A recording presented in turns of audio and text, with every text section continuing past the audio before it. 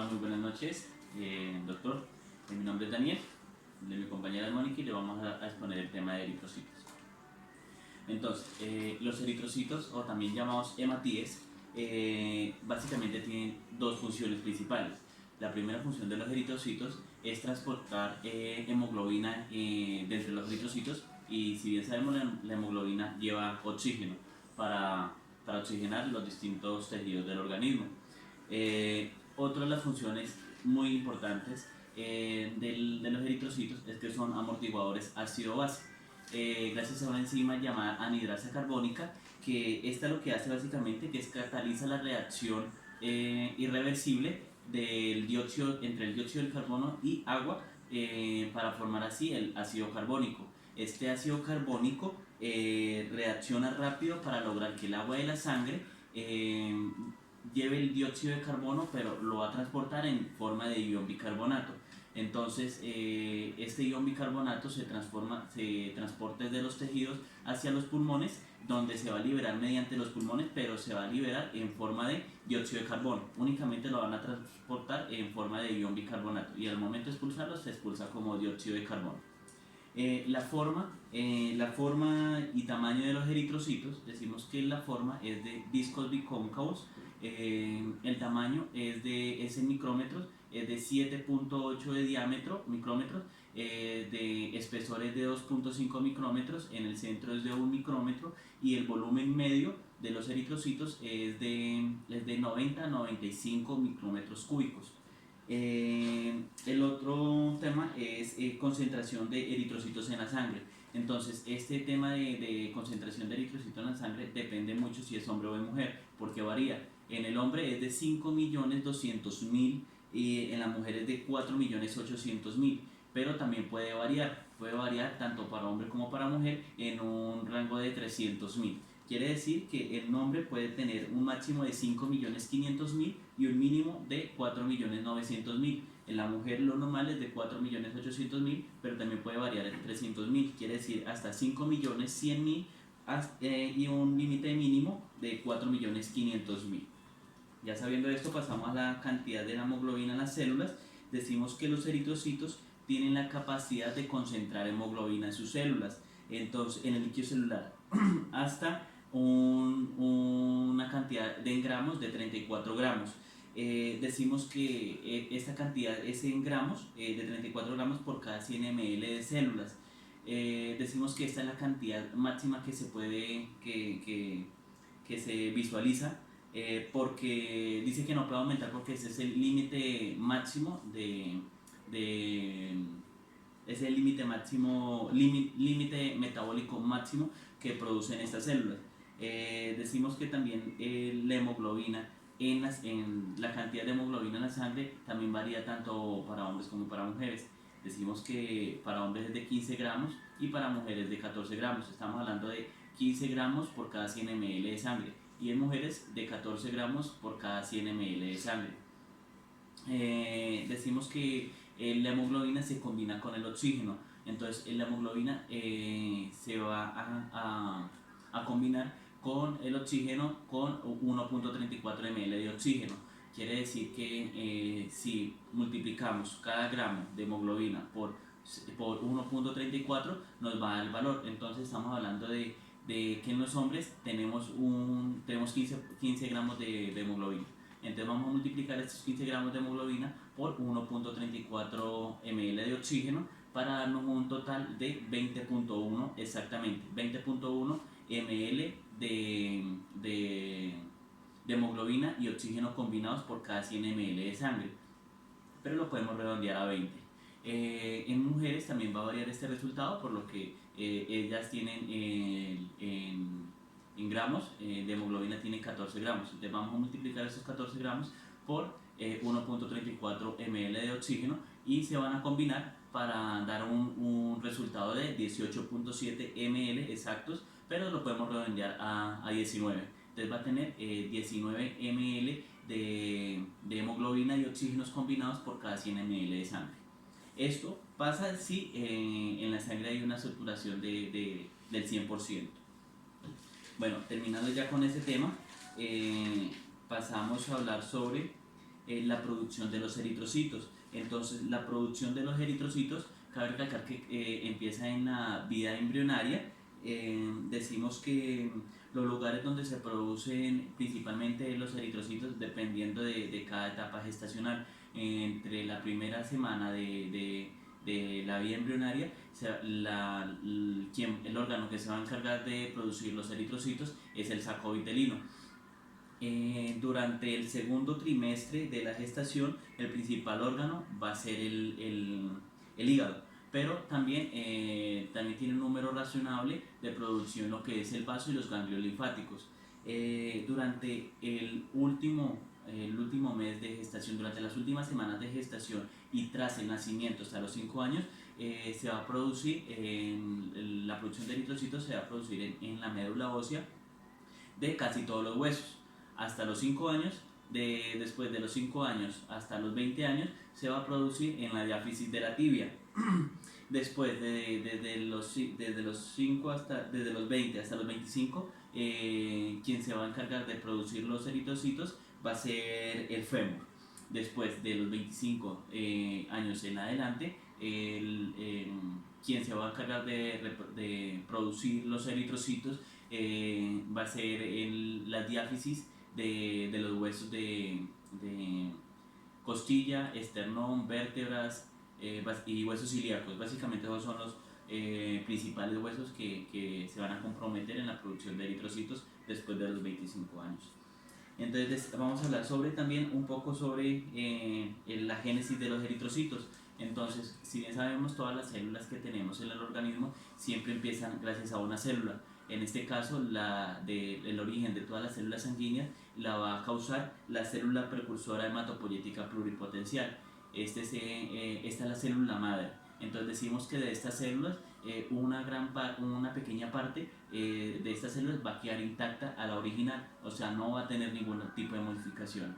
Y la mayoría de las células, de estas mismas células, se van a convertir a otro tipo de células. Se van a convertir y van a quedar llamadas células precursoras comprometidas. ¿Por qué comprometidas? Porque en este tipo de células ya vamos a generar, se van a dividir, se van a ramificar para dar distintos otros tipos de células sanguíneas. En este caso, pues vamos a hablar sobre la célula que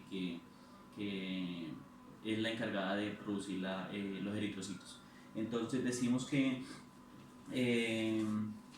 esta célula se llama unidad formadora de colonias de eritrocitos. Esa se llama la célula final que va a empezar a producir los eritrocitos.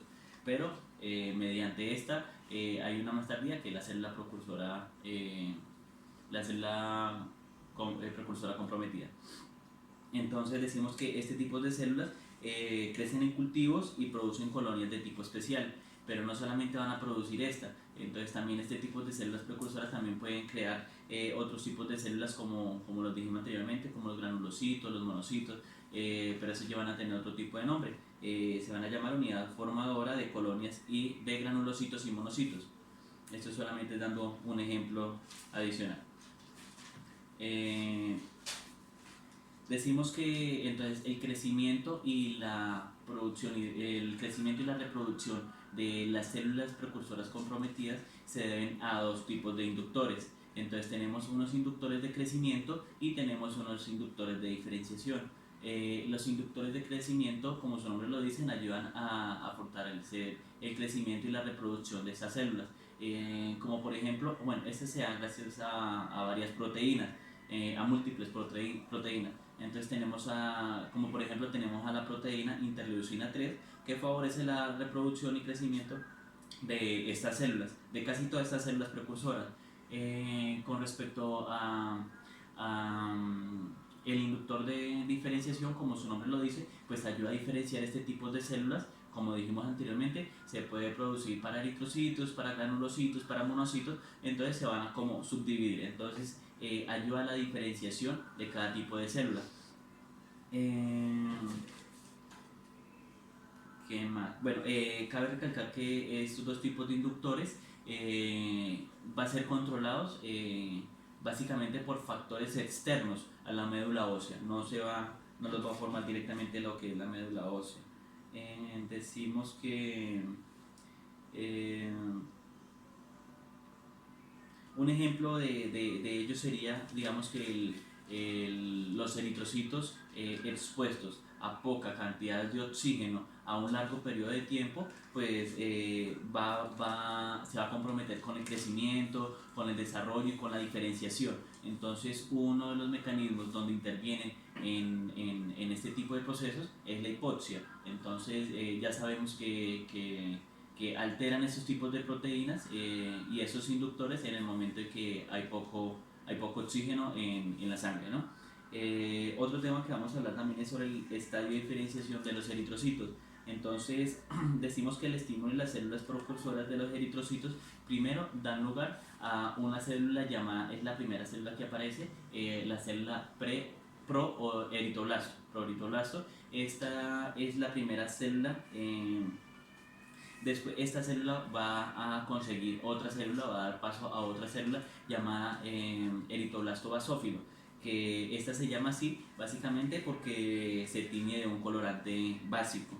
Decimos que esta célula es la consiguiente a la proeritoblasto, como es la consiguiente va a ser de primera generación. Entonces esta es la única célula de primera generación. Entonces, eritoblasto basófilo.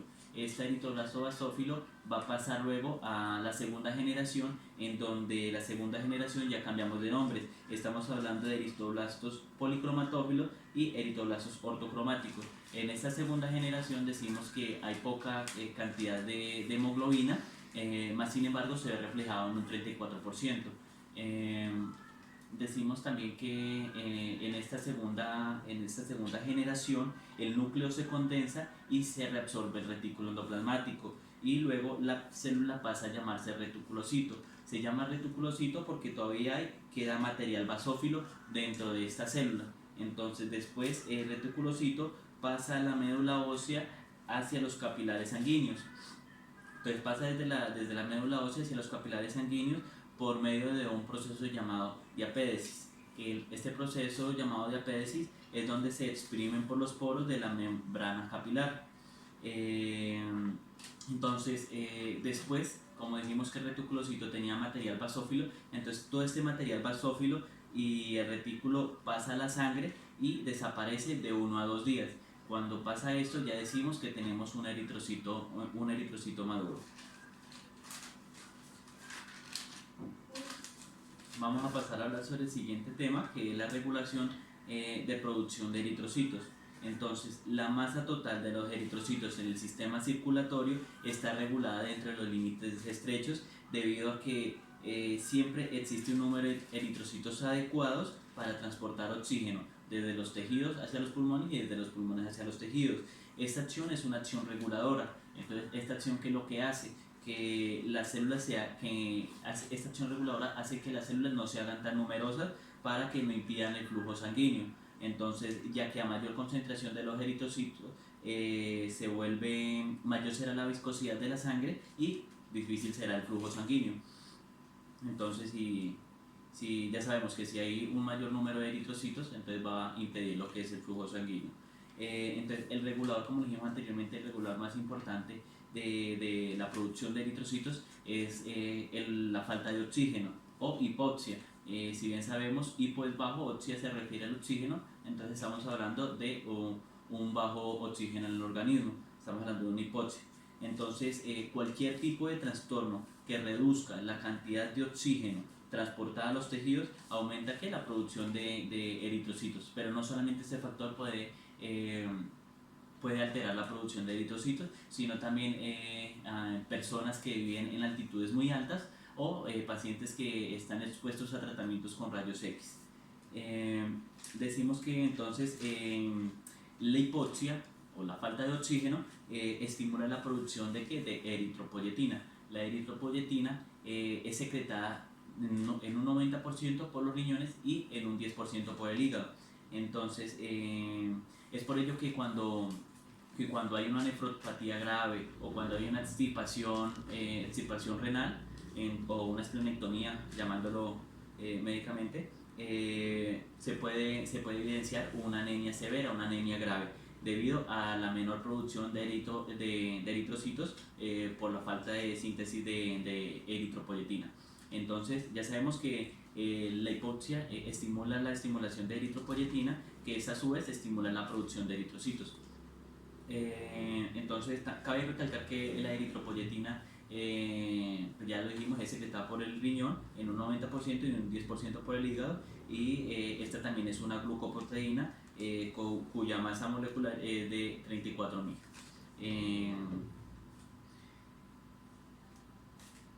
¿Qué más decimos? Cuando un tejido sufre la falta de oxígeno, entonces como dijimos, comienza a producir más eritrocitos, ¿no? Pero esto no lo hace inmediatamente, esto tiene una serie de plazos.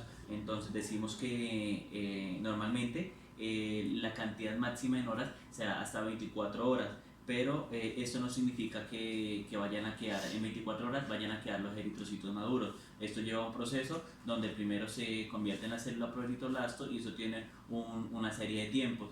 Esto podemos decir que estamos hablando de eritrocitos maduros cuando han pasado o han superado más o menos unos 5 días. Podemos hablar de unos eritrocitos maduros. Vamos a hablar ahora sobre la maduración de los eritrocitos. Entonces la maduración de los eritrocitos se debe gracias a básicamente a dos proteínas. A una, la vitamina B12 y la vitamina 9 o B9. Entonces la vitamina B12 o también llamada cianocobalamina, y la otra vitamina, la vitamina 9 o B9, llamado ácido fólico. Entonces decimos que son esenciales para la síntesis de ADN, y la falta de alguna de estas dos vitaminas va a producir una alteración en el ADN, o va a quedar un ADN anormal o reducido. Entonces decimos que las células eritroblásticas, ante la carencia de las vitaminas, pueden producir eritrocitos de mayor tamaño llamados macrocitos. Estos macrocitos se caracterizan básicamente por tres características. Una, que es la que tiene una membrana frágil. Dos, que su tamaño es irregular, puede ser aumentar de tamaño o disminuir de tamaño. Y otra característica es que su vida normal no va a ser semejante a la de los otros eritrocitos, va a ser solamente de un tercio a la vida normal. Entonces decimos que, bueno, la deficiencia de vitamina B12 y la vitamina 9 o B9 va a tener un fallo en la maduración de los eritrocitos. Entonces cada vitamina puede llegar a tener un tipo de fallo diferente. Entonces decimos que una causa en el fallo en la maduración de los eritrocitos es que no absorbe la vitamina B12 en el aparato digestivo. Esto ocurre en una enfermedad llamada anemia perniciosa, que es donde hay una mucosa gástrica atrofiada. Decimos que el estímulo, tenemos las células parietales, en el estómago tenemos células parietales que producen factor intrínseco, que es una glucoproteína. El factor intrínseco, decimos que se une a la vitamina B12. Esta unión es fuerte y protegida por la digestión. El otro, el factor intrínseco, se une a los receptores específicos situados en las membranas del borde del cepillo de las células mucosas en el hígado. También decimos que la vitamina B12 es transportada al torrente sanguíneo por un proceso llamado pinocitosis. Este proceso permite que el factor intrínseco y la vitamina B12 estén juntos a través de la membrana. Luego de ser absorbida la vitamina B12, se almacena grandes cantidades en el hígado, y únicamente se va a liberar del hígado cuando el cuerpo lo requiera. Más sin embargo, como lo dijimos, en el hígado también se va a venir a almacenar esta, y lo que va a hacer en los eritrocitos, la cantidad para mantener la maduración total de los eritrocitos es de 1 a 3 miligramos. Más sin embargo, como lo dijimos, en el hígado también se va a almacenar este tipo de vitaminas para ser almacenada y liberarse cuando realmente lo necesite. Más sin embargo, cuando está en el hígado puede llegar a ser 1000 veces esta cantidad, o sea, 1000 veces de 1 a 3 miligramos. Entonces estamos hablando de 1000 miligramos o 3000 miligramos. De 1000 a 3000 miligramos va a estar almacenada en el hígado.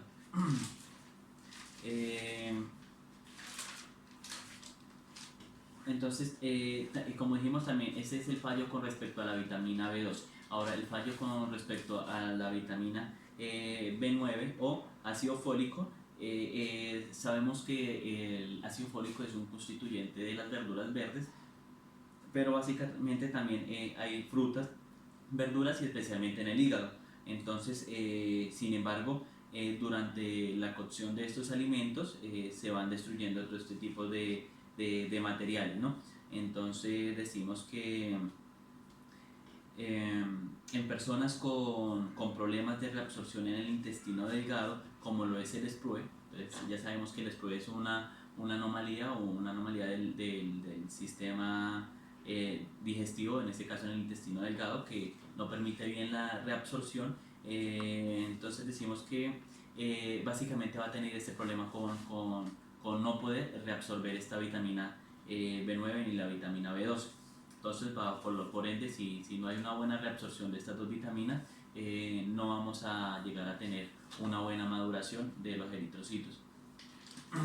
Bueno, el último tema que voy a hablar, el tema de la formación de la hemoglobina. Entonces, los pasos químicos para formar la hemoglobina son básicamente 5. Entonces empezamos con la primera, que es la succinil CoA. Esta succinil se forma en el ciclo metabólico de Krebs y se une a la glicina para formar una molécula de pirrol. Ahora, 4 moléculas de pirrol o 4 pirroles se van a combinar para formar protorfilina 9. Esta protorfilina 9 se van a ir a combinar con el hierro para formar una molécula de hemo. Ya tenemos la molécula de hemo. Esta molécula de hemo, cada molécula de hemo va a tener un polipéptido llamado globina. Ya tenemos a la hemoglobina, pero esto se une gracias a unas cadenas de hemoglobina que tiene. Forman unas cadenas de hemoglobina en los seres humanos.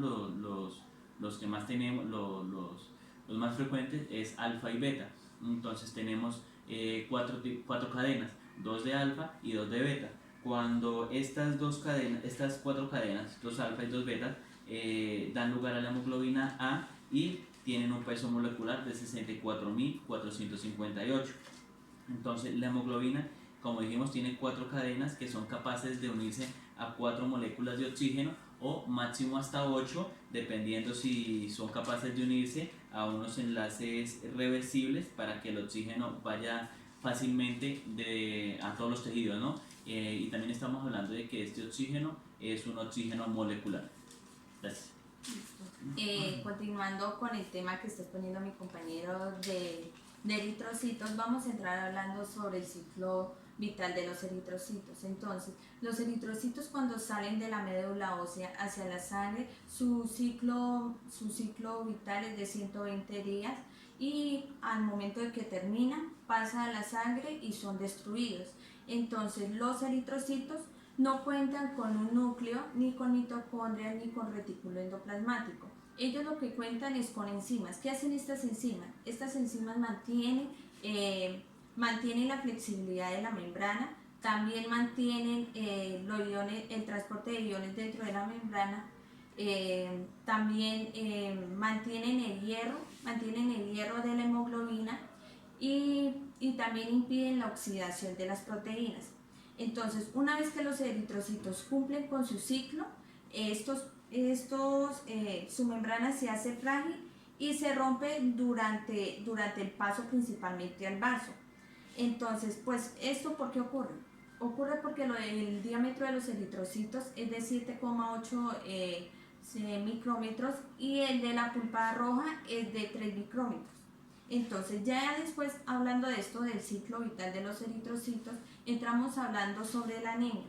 Entonces, ¿qué es una anemia? Una anemia es la deficiencia de hemoglobina en la sangre, puede ser por pocos eritrocitos o porque hay poca hemoglobina en ellos.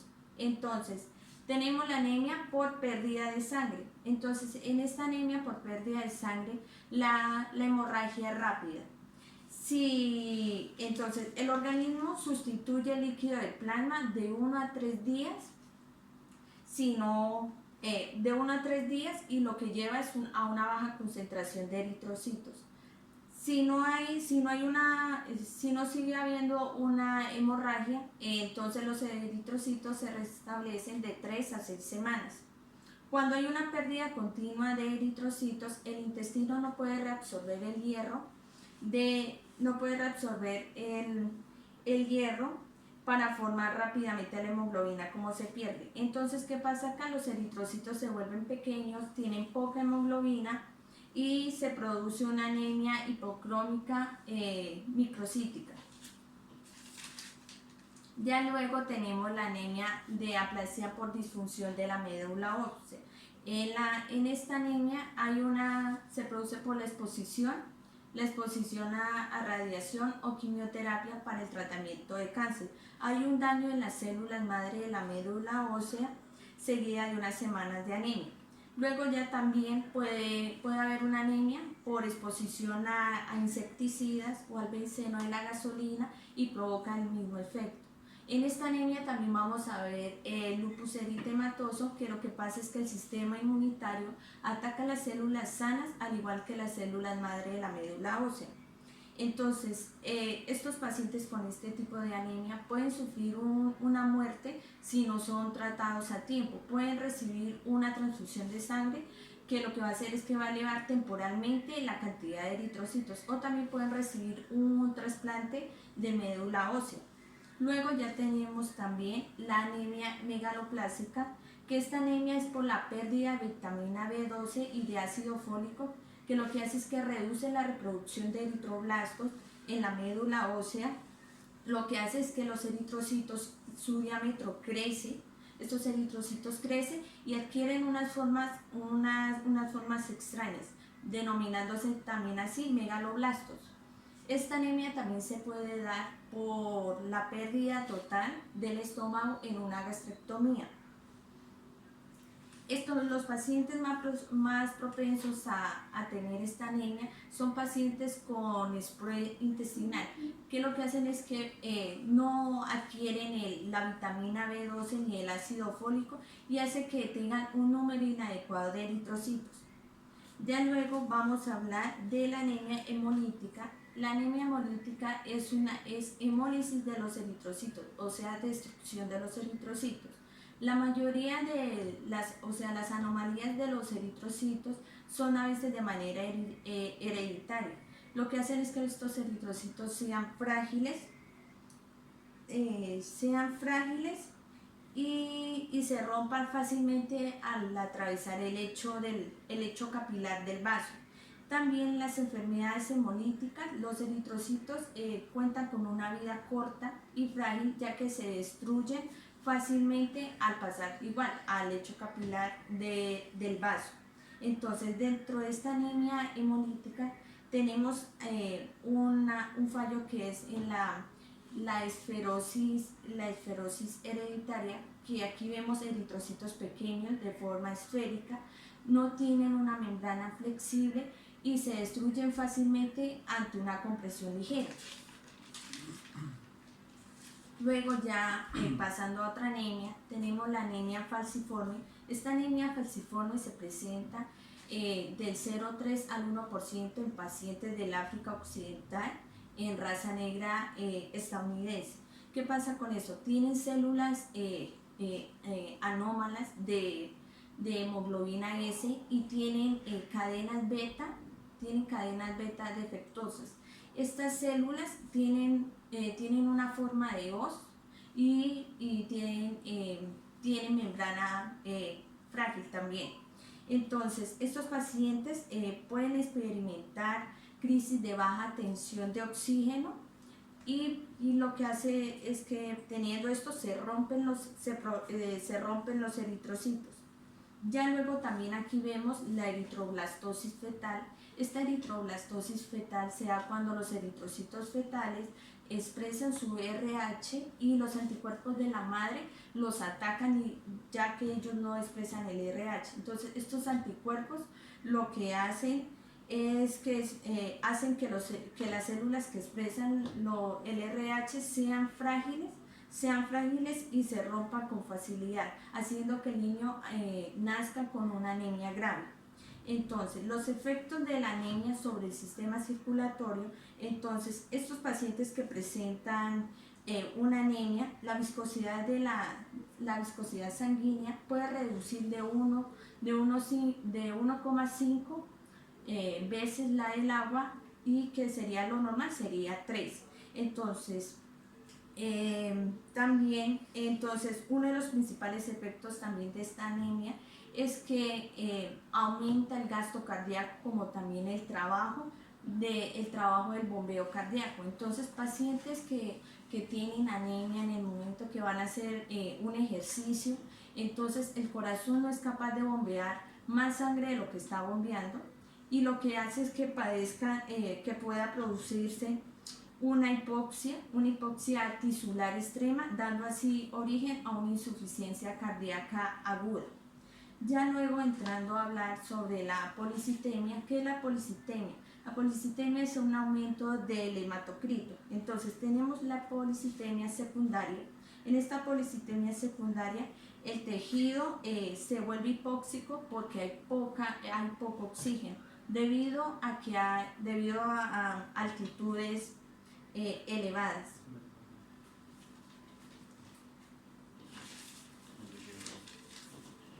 Entonces, debido a que hay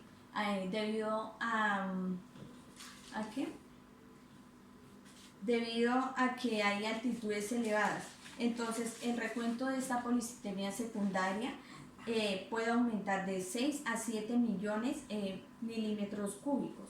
Ya luego de esta policitemia secundaria se va a ver también una policitemia fisiológica, que se va a dar en personas que viven en altitudes de 4.300 a 5.600 metros. Entonces, esto es porque la presión atmosférica es muy baja. Entonces, ellos también cuentan con un recuento de eritrocitos de 6 a 7 millones milímetros cúbicos. Entonces, tenemos la policitemia, luego tenemos la policitemia vera o eritrémica. Entonces, estos pacientes cuentan con un recuento de eritrocitos de 7 a 8 millones milímetros cúbicos, y tienen un hematocrito también de 60 a 70%, siendo lo normal de 40 a 45. Entonces, estos pacientes sufren en los capilares sanguíneos un taponamiento por la viscosidad de la sangre. Entonces, los efectos que se van a ver en esta policitemia sobre el sistema circulatorio es que debido a la viscosidad de la sangre va a haber poca fluidez, y va a haber poca fluidez al atravesar los capilares sanguíneos. También esta viscosidad reduce el retorno venoso al corazón. También estas personas que tienen policitemia, su presión arterial es normal, aunque el 1% de estas personas puede aumentar su presión. Entonces, ¿qué pasa con los efectos que tiene la policitemia? Las personas adquieren en su piel un color azul cianótico. Entonces, ¿por qué se da este color? Es debido a que la sangre pasa lentamente a través de los capilares. Entonces, antes de entrar al plexo venoso subpapilar, entonces de ahí, al momento de pasar, entonces la cantidad de hemoglobina es desoxigenada, pero en mayor cantidad. Entonces, ya teniendo y hablando lo que explicó mi compañero y lo que yo complemento, entonces le agradecemos, doctor, su atención, y esperamos que el video hubiera sido de me ayude y que hayamos explicado bien.